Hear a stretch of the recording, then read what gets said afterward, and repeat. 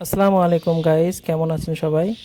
আজকে আমরা যে বিষয়টি নিয়ে কথা বলবো সেটা হলো কবুতর পালন। কবুতর পালন করতে গেলে কয়েকটি বিষয় খুব গভীরভাবে স্মরণ করবেন বা মাথায় রাখবেন। সেটা হলো কবুতর কোনো সময় পালন করতে গিয়ে বেশি কবুতর কিনবেন না।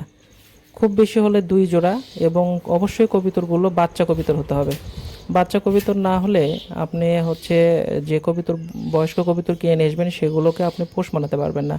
আর বাচ্চা কবুতর যখন আপনি বাসায় নিয়ে আসবেন সেটাকে আস্তে আস্তে পরিচর্যা করবেন, সেগুলো আস্তে আস্তে বড় হবে, সেগুলো কখনো উড়ে যাবে না।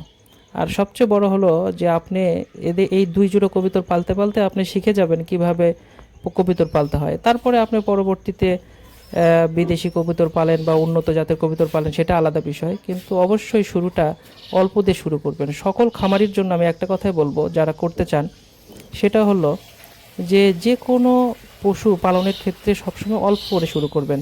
কবুতর পালনের ক্ষেত্রে অবশ্যই ১ জোড়া বা ২ জোড়া নিয়ে আপনারা শুরু করেন, ইনশাল্লাহ আপনারা সফল হতে পারবেন। আপনারা আস্তে আস্তে শিখে যাবেন কিভাবে কবুতরকে পালন করতে হয়, কিভাবে তাদের ট্রিটমেন্ট করতে হয়, কিভাবে ওষুধ পানি খাওয়াতে হয়, কিভাবে তাদের অ্যাটিটিউড আপনারা বুঝে ফেলেন। তারা যখন ২ জোড়া যখন পালবেন তখন আপনি দেখবেন যে তাদের সব কিছু আপনি বুঝে ফেলেছেন।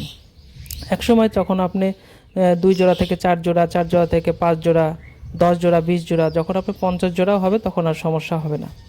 কিন্তু আপনি প্রথমেই যদি ৫-৭ জোড়া একবারে কিনে নিয়ে আসেন এবং সেটা উন্নত জাতের নিয়ে আসেন, আপনি এগুলো ঠিক মতো পরিচর্যা করতে পারবেন না। দেখবেন যে সেগুলো অসুস্থ হয়ে মারা যাবে, আপনি ক্ষতির সম্মুখীন হবেন। আমার পরামর্শ, সবসময় অল্প পরিসরে শুরু করুন এবং সেটাকে ধরে রাখুন, ভালোভাবে পরিচর্যা করুন। একসময় সেটা আপনার জন্য খুবই ভালো হবে।